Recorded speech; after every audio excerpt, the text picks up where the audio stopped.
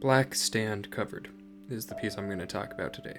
If you haven't heard of it, you haven't really gone out of your way to listen to it, you're probably not alone. I wanted to explain a little bit of why I chose this piece in particular, and honestly, I've done this intro about 5 or 6 times now, so I'm just going to kind of shoot from the hip and hope for the best.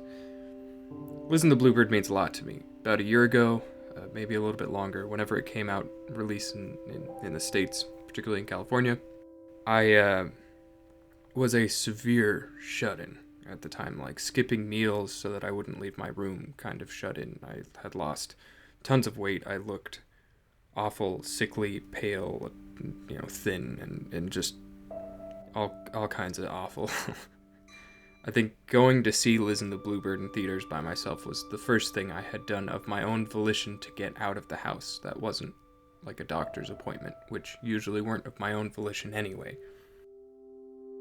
So when I saw the film and it was filled with self-consciousness and anxiety, it really resonated with me.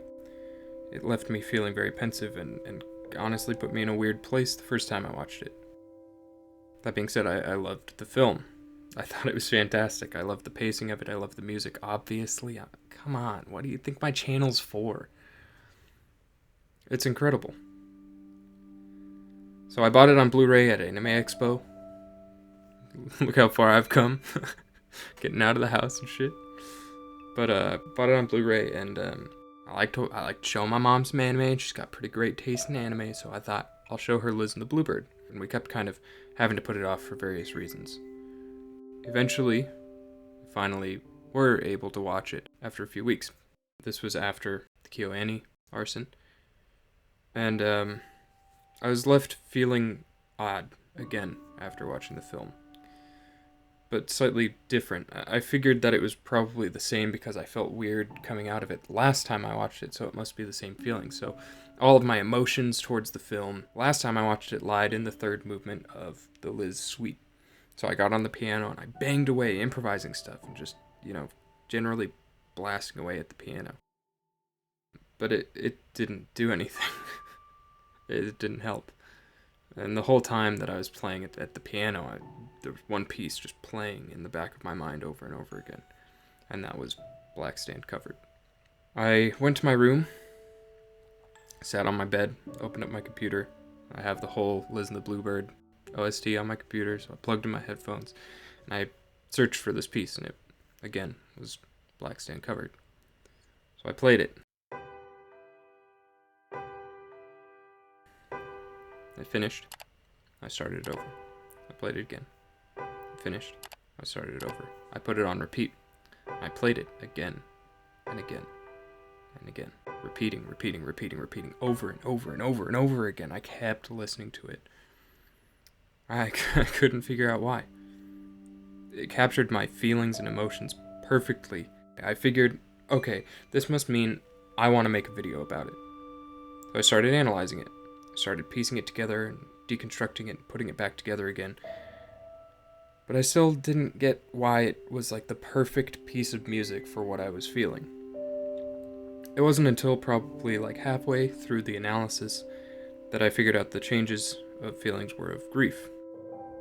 A studio that had done so much and meant a lot to me and had done a lot for me in my time of need had gone through something horribly tragic. As a person who does an artistic thing as a career myself, I kind of resonate with other people who choose to go for art as their career. And to lose so many fantastic artists is honestly something that hit me much harder than I thought it ever could. I avoided making videos on KyoAni, and kind of avoided making videos at all for a very specific reason that's kind of selfish. I wanted to not come off as disingenuous or fake, and I wanted to not appear whatever, I've never had the feeling that I'm like other people on the platform who are really great with their words and people resonate with them and they can help them like move through these feelings and stuff. I'm not like that. I kind of only have the music thing. That being said, I felt like this was important. I felt like figuring this out halfway through meant that this was something that I wanted to do. This video was very personal for me in nature in the fact that this was a way for me to help grieve. honestly. And, yeah, the analysis itself probably won't sound super personal. It's going to be a lot of music mumbo jumbo, but I hope that you know that the amount of effort that I've put into it and the amount of time and all that is indicative of my respect, and one of many ways that I wish to thank you, Annie, for everything they've done for me and for everyone else. So with that said, let's get into the analysis. Black Sand Covered has an intense atmosphere, to say the least. And while its darker harmonies definitely help in this, I'd give the MVP of intensity to the piano.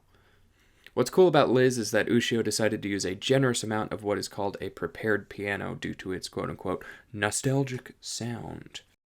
If you don't know what a prepared piano is, then in simplest terms, you basically just put stuff on, in, or around the strings of the piano to produce very different sounds.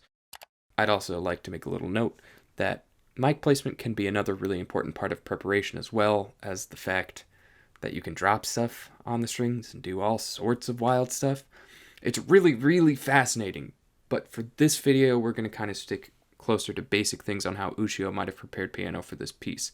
If you really like it, let me know. I'll maybe go more in detail on stuff. With that said, we'll skirt on back. Black Sand Covered opens up with a combination of two main sound groups for the first 28 seconds.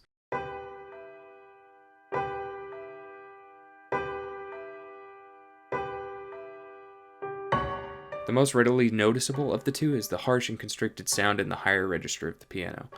Ushio achieves this sound by constricting the strings in some way. Shocker. I was able to produce a similar sound using gum, paper towels, anything that causes the string to vibrate less. This allows the harsh hit sound of the hammer to shine through, along with the higher register and overtones. This also tends to take out most of the body of the note, which creates this choked and cold tone color. I'd like to take a moment to say that there's a slight itsy possibility that tacks were also involved, but in my experience they often produce more of a sound akin to a harpsichord than what we're looking at. However, I could see them used to increase the metallic sound. This was one common tool I didn't have available and wasn't able to test firsthand for this piece. My guess is they were far away from this piece, but I just wanted to throw that in as a little side note. Leave no stone unturned. The other important sound group we hear is that of notes with very little or no preparation done to them at all. I view these as kind of the unsung heroes of the piece, as they're harder to notice but carry a lot of through lines between chords and allow for smoother transitions.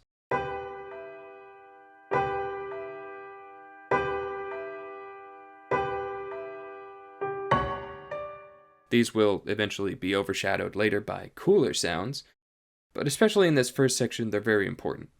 This combination does a fantastic job of setting the scene and opening up the piece, as well as cueing the listener into emotions the characters are feeling, like anxiety, jealousy, or loneliness, but we'll talk about that a bit later. At 29 seconds in, we hear our first instance of a bell-like sound, kind of reminiscent of a school bell, which is a nice touch, Ushio.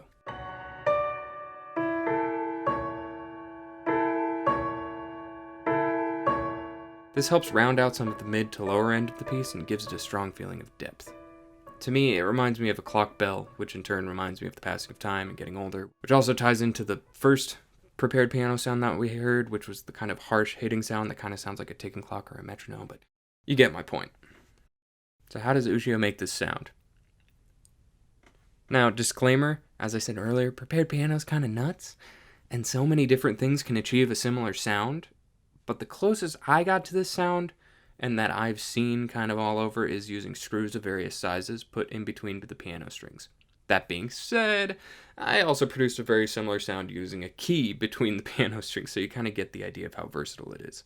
Oftentimes with this, though, I'd say that you have a piece of metal that is wedged between two of the strings, and it kind of creates that sound. This new sound opens up the melody and harmony a bit, and it stays with these sounds until 58 seconds in. At 58 seconds, 59 seconds, this is my favorite part of the piece because it finally opens up. It gets some real body, it gets some depth. And we get a really fascinating, fun piano effect. That's probably my favorite piano effect because it might have tricked you into thinking it was a string instrument. Which I guess technically it is, if we're getting into, technicality.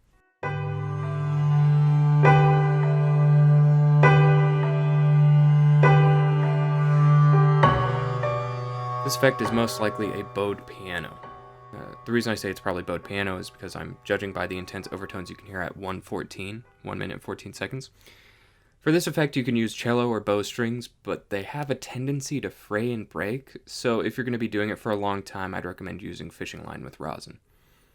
You thread the string that will be acting as your bow through the piano strings, and voila, bowed piano. When this comes in at 58 seconds, it's a really powerful moment. It rounds out the whole piece. The heavy reverberation and metallic, cold sound of the bowed piano against the choked, prepared piano is a really interesting mix that's heart-wrenchingly beautiful. It adds a much-needed resonance on top of the bell. The bell is a bit too struck, and this adds kind of a nice, long note resonance that's much needed. At 1:26, the piece takes a bit of a turn. It takes the rhythm and reduces it through electronic means to this fuzzy, staticky beat. This beat is accented by washy cymbals, taking us as the listeners from this painfully clear sound to a much more apathetic and washed out tone.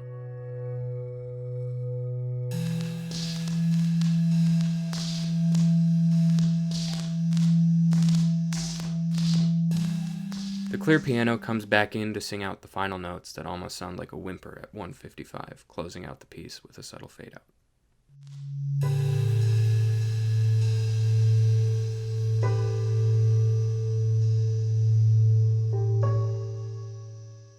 I think the fade out is actually pretty important because of the washed section preceding it and its very gradual nature.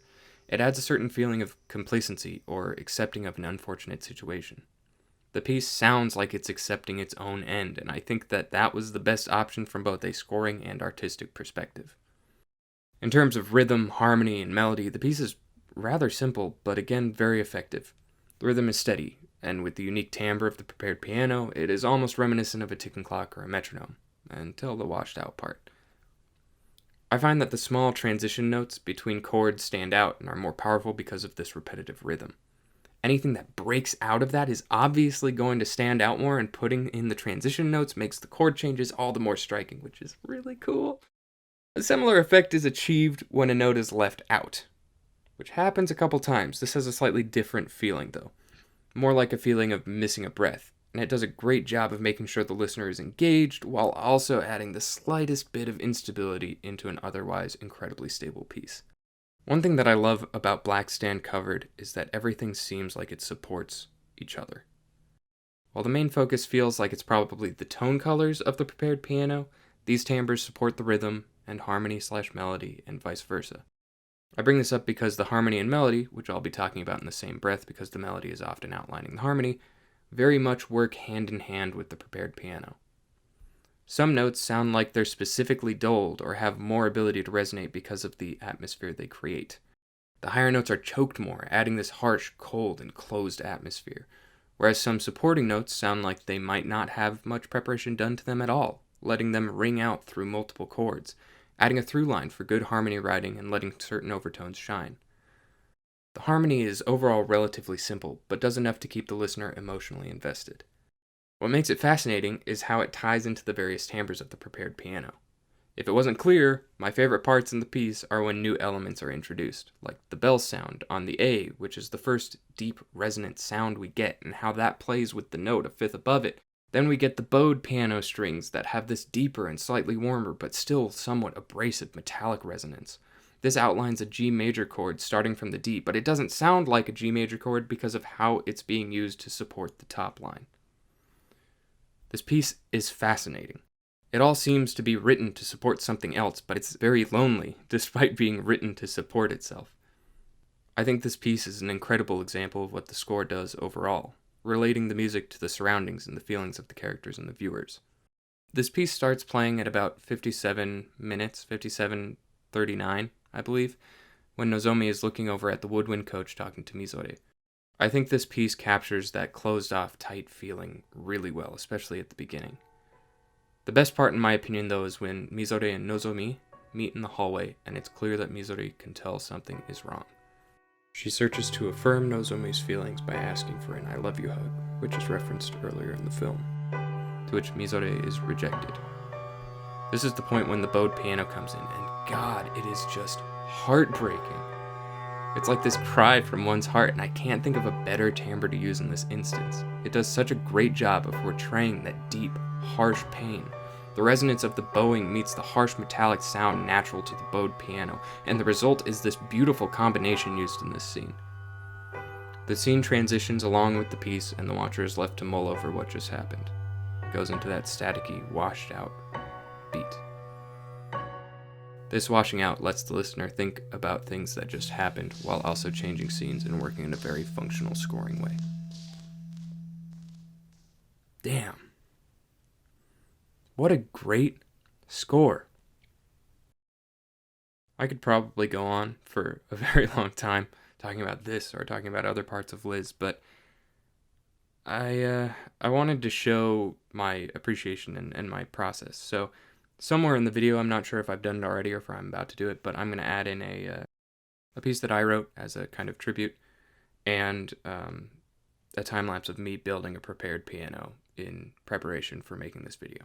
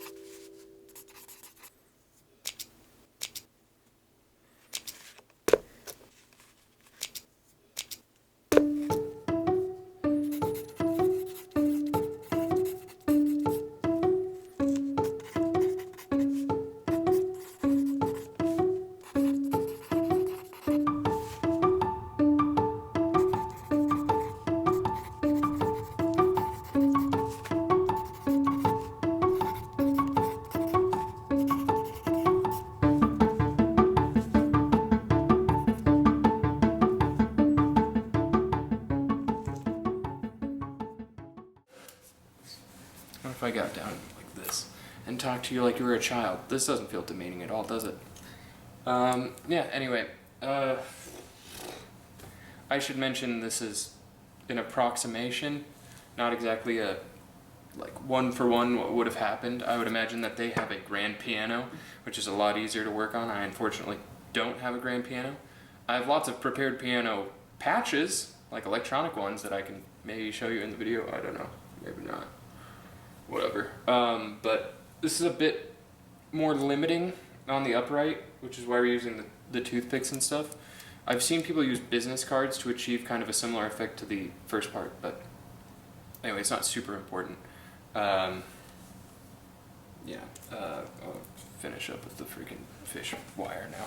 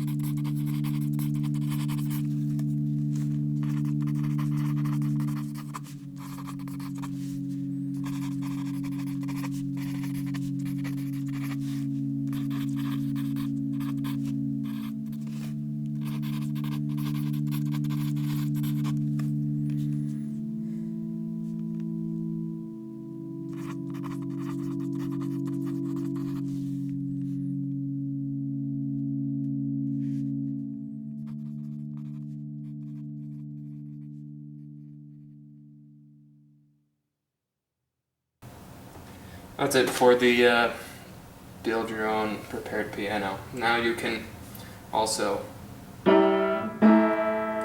your own prepared piano. It just means a lot that you guys watched. This video is very personal and meant a lot to me to make.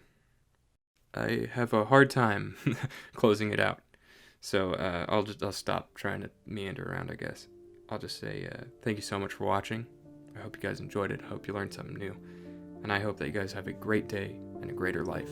And I will see you in the next one.